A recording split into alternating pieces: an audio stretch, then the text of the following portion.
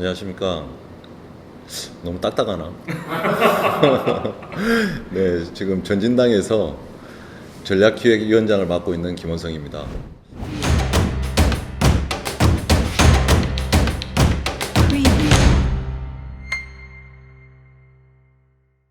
불과 이제 제가 작년 초까지만 해도 저는 민주당 지지자였습니다. 왜냐하면 기존의 한국당보다 민주당이 오히려 좀 그래도 정의롭다. 그리고 약자에 대한 어떤 배려를 하는 정당이다. 이런 생각을 저는 가졌었거든요. 완전히 제가 속은 거죠. 조국 사태 때 저는 기존의 보수 진영에 계신 분들보다 더 실망을 하고 분노를 했습니다. 그래서 이제 제가 당신들 이럴 수 있냐. 제가 문자도 보내고 전화도 드리고 정말 실망했다. 그렇게 했는데 전혀 반성을 하지 않는 겁니다. 그래서 저는 이거 큰일 났다. 이 사람들이 계속적으로 이렇게 정치를 하다가는 우리나라가 이제 사회주의로 갈 수밖에 없겠구나. 무슨 얘기냐면 저는 이 사람들의 생각과 메커니즘을 너무나 잘 알고 있습니다. 누구라고는 말씀드릴 수 없는데 이 진영에 있는 사람들, 박근혜 정부 당시에 이제 이쪽 사람들을 만나면 저한테 하는 얘기가 딱 두 가지입니다. 평소에는 아주 사람들이 나이스합니다. 이를테면 저하고 20살 가까이 많으신 분들도 오히려 저보다 약속 시간에 아주 철저하게 와서 먼저 기다리시고 하면서 하시는 말씀들이 나는 후배들이 무섭다. 선배들은 내가 잘못하면 욕을 할 수 있지만 후배들은 마음에 쌓아둔다 하면서 이렇게 배려하는 그런 모습들을 보면서 저는 상당히 괜찮은 사람들이다 이렇게 생각했는데 이 사람들이 두 가지 얘기할 때는 눈에 살기가 띄는 겁니다. 첫 번째, 검찰에 복수하겠다. 두 번째, MB한테 복수하겠다. 그 얘기할 때는 이 사람들 살기가 뛰는 겁니다. 그래서 이 사람들이 정말 이 의도를 가지고 지금 모든 어떤 정치적 상황을 이끌고 있구나. 그렇게 저는 생각을 했고, 또 하나는 자유민주주의 어떤 체제를 막을 수 있는 기관들이 이를테면 국가정보원, 그리고 기무사, 그리고 경찰청 정보국 요 정도라고 생각하는데 댓글 수사로 해서 처음에 그 기관들을 무력화시켰지 않습니까? 그러고 나서 이제 이 사람들 한 게 이제 사법농단이라 해서 법원을 장악하기 시작했습니다. 그 다음에 지금 검찰의 기능을 거의 무력화시키고 있습니다. 그리고 사실 이제 공수처라는 것은 어떤 수사와 기소권을 가진 이런 어떤 초헌법적인 기관이 나왔던 것은 정말 이 사람들이 어떤 의도가 명확하다 이걸 보여주는 것이라 생각합니다. 그런데 아까 이제 처음으로 돌아가서 이런 것들을 끝까지 막아내야 될 지금 야당들은 속수무책 당하기만 하고 있다. 이게 저는 너무 안타까웠습니다. 그래서 장차관을 하고 소위 말해서 판검사를 하고 점잖은 어르신들이 이렇게 해서는 도저히 이 사람들의 불의를 막아낼 수가 없다. 저들은 사실 안토니오 그람시의 어떤 진지론에 따라서 정교조니 민주노총이니 해가지고 견고한 좌파 진지를 구축을 하고 있습니다. 근데 우파들은 사실 이 마음속에 이렇게 분노만 있지 조직화나 세력화 이런 부분에 대해서는 전혀 준비가 되어 있지 않다는 겁니다. 그래서 이걸 누가 해야 되느냐. 30, 40대 소위 말해서 주사파 세력하고 싸워서 이겨본 전현직 총학생회장들, 비운동권 이 사람들은 거의 일당백이 아니라 저는 일당천의 용사라고 생각합니다. 이게 학교가 중요한 게 아닙니다. 그래서 그 사람들을 규합하기 시작했고 정말 이 사람들이 뜻을 모아서 우리 전진당이라는 청년당을 통해서 이현주 의원께서 열어주셨지만 저는 우리 전진당의 주체는 청년들이라고 생각합니다. 그게 한국당이나 민주당이나 심지어 새보수당 청년 하는데 실제로 우리만큼 청년들이 조직화 세력화 돼가지고 이렇게 많이 참여한 당은 저는 없다고 생각합니다. 그래서 이제 전진당이 이러한 어떤 문재인 정부의 후한무치 불의를 정말 혁파하는 그런 어떤 전진 기지가 되지 않을까 저는 그렇게 생각하고, 그리고 전진당에 지금 참여하고 있는 사람들 중에는 이를테면 청년뿐만이 아니라 소상공인 그리고 각종 시민단체 그리고 호남에도 보수가 많거든요.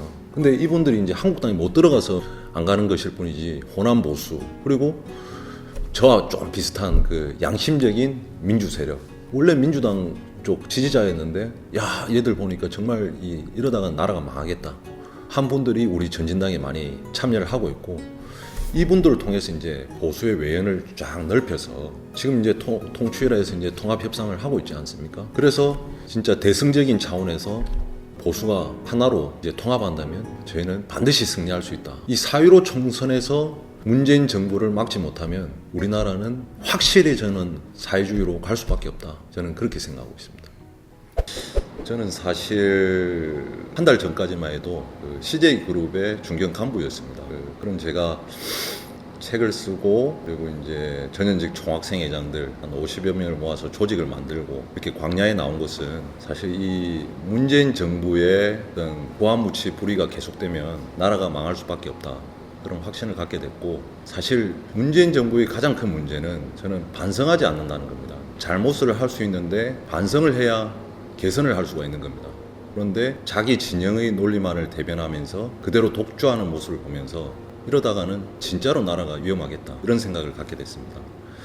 그래서 이제 많은 고민 끝에 정치를 해야 되겠다, 이런 생각을 갖게 됐고, 근데 기존의 정당들은 사실 이런 청년들의 뜨거운 열정을 담을 만한 그런 정당이 저는 없다고 생각을 했습니다. 그래서 이제 이런 어떤 불의에 대한 분노, 정의감, 이런 거를 주변 사람들하고 상의하다 보니까 이현주 의원님이라는 큰 어떤 이런 마음들을 담을 수 있는 그릇을 알게 됐고, 제가 이제 이현주 의원님하고 고향에 갔습니다. 부산 영도라는 어떤 고향을 매개로 이제 찾아뵙고 이제 말씀을 드리니까 상당히 공감을 해주시면서 적극적으로 이제 참여를 권유하셨습니다. 그래서 제가 전진당에 참여를 하게 됐고요.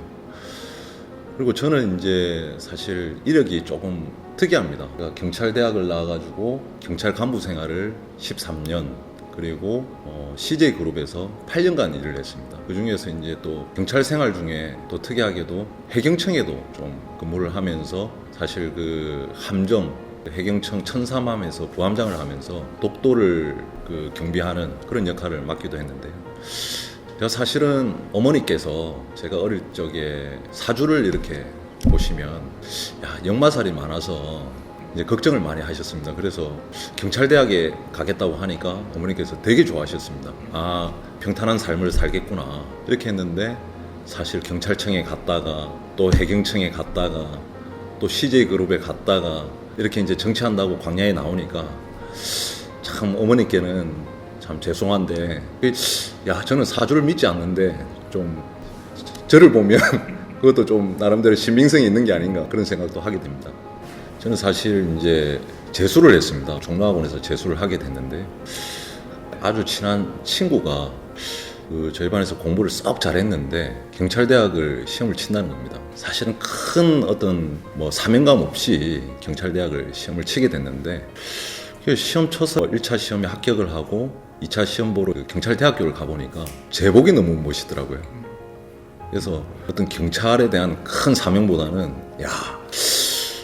내가 저 제복을 입고 이 서울 시내를 활보하면 여학생들하고 이렇게 미팅할 때 좀 유리하겠다, 아주 유치한 생각으로 사실은 입학을 했습니다. 입학을 했는데 경찰대학에 가서 사실 저는 많은 것들을 느끼고 배웠다고 생각합니다. 일단 무엇보다도 이제 애국심, 그리고 다른 사람들에 대한 어떤 헌신의 마음, 이제 단체 생활을 하다 보니까 남들은 대학 생활이 이제 좀 낭만적이라고 하는데 저희는 이제 그런 낭만은 좀 없었지만은 무엇보다도 이제 생각을 같이 할 수 있는 그 동기들, 형제 같은 동기들 120명을 얻게 된 거, 그게 저한테는 큰 행운이었던 것 같습니다. 저는 이제 경찰대학을 졸업하고 사실 이제 경찰청 정보국, 그리고 아까 말씀드렸던 해경청에서도 이제 4년을 근무를 했는데요.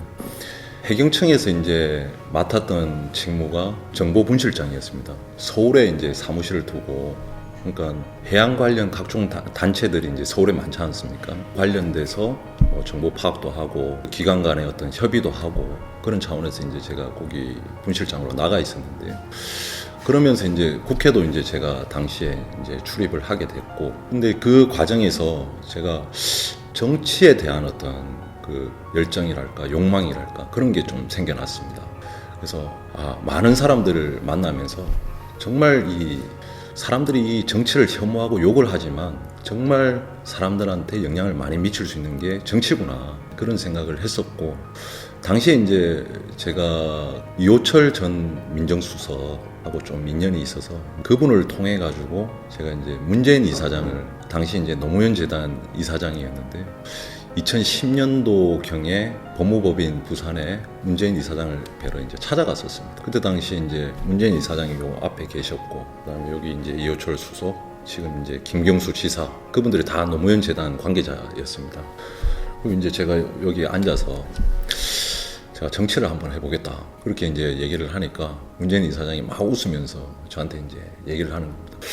아, 김원성 씨는 뭘 잘하세요? 저한테 이제 묻길래 저는 선거를 잘합니다, 이렇게 대답을 했습니다. 그러니까 막 웃으면서 아니 정치를 하셔야 되겠네요 하시면서 이제 근데 도대체 무슨 선거를 해보셨는데요 하길래, 예, 제가 초등학교 3학년 반장 선거부터 해서 고등학교 때 학생회장, 그리고 경찰대학의 동기생회장 총 14번 선거를 했는데 14번 다 압도적으로 이겼습니다, 이렇게 얘기하니까 우리 사장님이 막 웃으면서 저는 출반장도 한번 못 해봤습니다. 자기는 정치에 대해서 잘 모른다. 다만 자기가 생각하는 정치는 하고 싶어 하는 사람보다 어쩔 수 없이 하게 되는 사람이 대체로 잘하는 것 같다, 저한테 그런 얘기를 하는 겁니다. 그래서 그런 어떤 열정과 어떤 정의감은 충분히 이해를 하는데, 본인이 이제 정치를 할 만한 그런 사람인가에 대해서 좀 고민을 해봐라, 그런 취지로 저는 받아들였고, 그 말씀에 그때 당시에는 공감을 했었습니다, 사실. 그래서 이제 고민 끝에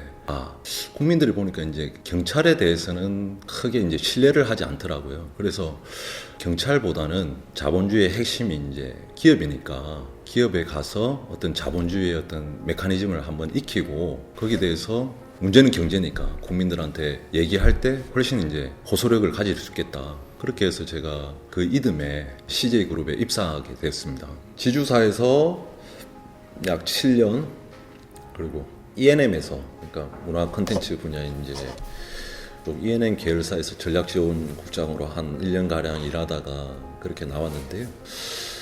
저는 어찌 보면 기업이 상당히 어떤 역동적인 어떤 라이프 스타일, 그리고 성과를 내야 보상이 있고 일을 하지 않으면 못 견디는 그런 어떤 조직 문화, 나쁜 말로 하면 사람들을 부려먹는다, 진짜 쪼은다, 이렇게 생각할 수 있는데, 그게 저는 어떤 경쟁력이다, 그렇게 생각합니다. 특히 CJ그룹은 문화 콘텐츠 분야에서 우리나라 대표 기업이지 않습니까? 그 CJ그룹에 있으면서 제가 맡았던 일 중에 하나가 콘텐츠 세액공제 관련된 일이었습니다. 그게 무슨 얘기냐면, 우리나라의 콘텐츠 산업 활성화를 위해서 이제 국가에서 세액공제를 해주는 부분이 있는데요.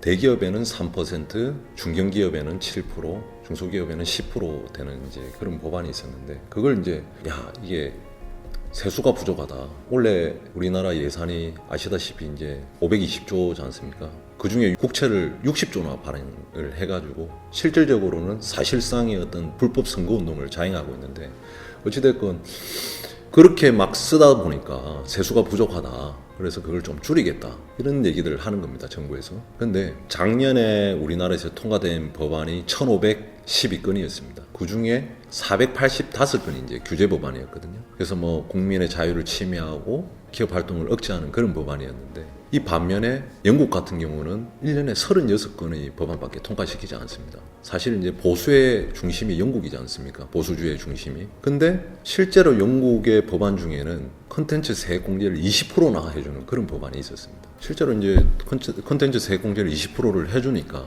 그 다음에 그 분야에 대한 어떤 세수가 16% 감소를 했습니다. 그랬는데 한 3년이 지나니까 56%나 늘어나는 겁니다. 그건 무슨 얘기냐면 산업 규모 자체가 커진 거죠. 그래서 고용도 2배 이상 늘어나고, 이거야말로 혁신이 아니겠습니까? 그러니까 말로는 진보를 외치면서 사실상 지금 퇴보하고 있는데, 보수주의야말로 혁신적인 가치다. 저는 과거의 어떤 질서나 경험을 존중하면서 바꾸지 말자는 게 아니라 천천히 고쳐나가되, 이게 정말 필요하다 싶으면 엄청나게 혁신적으로 변화하는 것, 이게 보수주의의 기본 가치입니다. 지금 우리나라는 그 진보진영이라고 저는 말하고 싶지도 않은데, 태보진영에서 보수를 수구의 가치에 가둬가지고 그렇게 공격을 하고 있는데, 사실 이제 보수주의야말로 저는 우리나라의 앞으로의 성장 동력이자 역동적인 가치가 될 수 있다, 이렇게 생각합니다.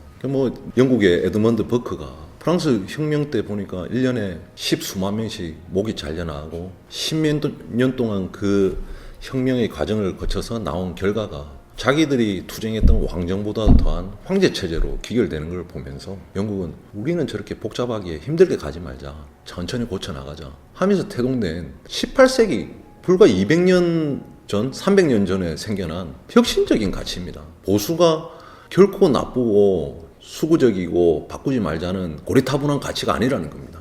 영국은 해가 지지 않는 나라, 세계를 호령했던 나라지 않습니까? 보수주의야말로 정말 우리나라의 미래가 될 수 있다. 저는 그렇게 생각합니다. 예. 저도 이제 개인적으로 좀 외향적이고, 이제 제 아이가 중학교 2학년에 올라가고, 딸이 이제 초등학교 4학년에 올라가는데, 저는 책이나 어떤 TV, 영상, 이런 걸 통해서 이제 배우는 것보다 실제로 밖에서 경험하는 게 저는 삶의 자양분이 될 수 있다고 생각합니다. 그래서 웬만하면 시간 있으면 애들 데리고 어디 여행을 가거나 여행 가기가 좀 어려우면 뭐 주변 근교에서 뭐 운동을 하거나 좀 활동적인 걸 하는 편이고, 특히 이제 제 아들이 기린을 되게 좋아했습니다. 기린이 있는 수도권 동물원이 저기 서울대공원하고 에버랜드 정도 있는 걸로 알고 있는데 거의 한 100번씩은 갔던 것 같습니다. 예. 그래서 예. 주말은 사실 저도 쉬고 싶은데 애들하고 놀고 운동하는 게 저 나름대로 휴식입니다. 그래서 개인적으로 또 운동도 좋아하고, 그래서 제가 제 나이에 비해서는 좀 젊어 보이지 않습니까? 이 몸도 좀 나중에 저 우통 먹고 한번 찍어보겠습니다. 미안합니다. 잘난 척해서 미안합니다. 예. 제가 경찰에 근무할 때만 해도 되게 권위적이었습니다. 아내한테는 미안한데 제가 집안일을 별로 도와주지 못했습니다. 사실 아내가 전업주부인데 뭐 네 할 일 아니냐 이렇게 사실 생각을 했었는데, 요즘은 이제 제 아내를 한 몇 년 전부터 존경하게 됐습니다. 이제 갑자기 이제 존경하게 되더라고요. 세월이 흐르니까 애들도 크고, 그러니까 이제 존경심을 가지니까 자발적으로 일을 하게 되더라고요. 그래서 지금 주부 습진도 이제 생기기 시작했고, 또 이제 일을 하다 보니까 재미도 생기더라고요. 예, 틈나는 대로 이제 도와주려고 이제 노력은 하고 있고, 또 뭐 요번에 이제 정치를 한다고 하니까 이제 아내가 안정된 직장을 이제 버리고 정치한다 하니까 뭐 눈물까지 흘리면서 많이 말렸는데, 그래도 끝까지 저를 뭐 서운해 주는 거는 아내뿐이지 않습니까? 그래서 아내가 그걸 이해해주고, 또 결국에는 이제 인정해주고 도와주는 아내가 너무 고맙고, 앞으로 제가 이 도와줄 시간이 더 없어질지 모르겠지만은 제가 늘 염두에 두고 아내를 좀 도우려고 그런 마음은 갖고 있습니다. 아내를 향한 영상 편지 한번 계정 카메라를 보고 짧게. 진짜. 이거 되죠. 이거는 너무 좀 어색한데. 여보, 사실 내가 헌신하겠다, 그리고 국가를 위해서 한번 일을 해보겠다, 이런 마음으로 이 광야에 나왔지만 이게 정치가 그 나만의 헌신으로 되는 게 아닌 줄 내가 하면서 더 많이 느끼게 되는 것 같아요. 당신한테 너무 미안하고, 다만 당신한테 그리고 우리 아이들한테 부끄럽지 않은 그런 정말 가치 있는 그런 정치 한번 해볼게. 지금처럼 응원 부탁해. 사랑해. 민망해.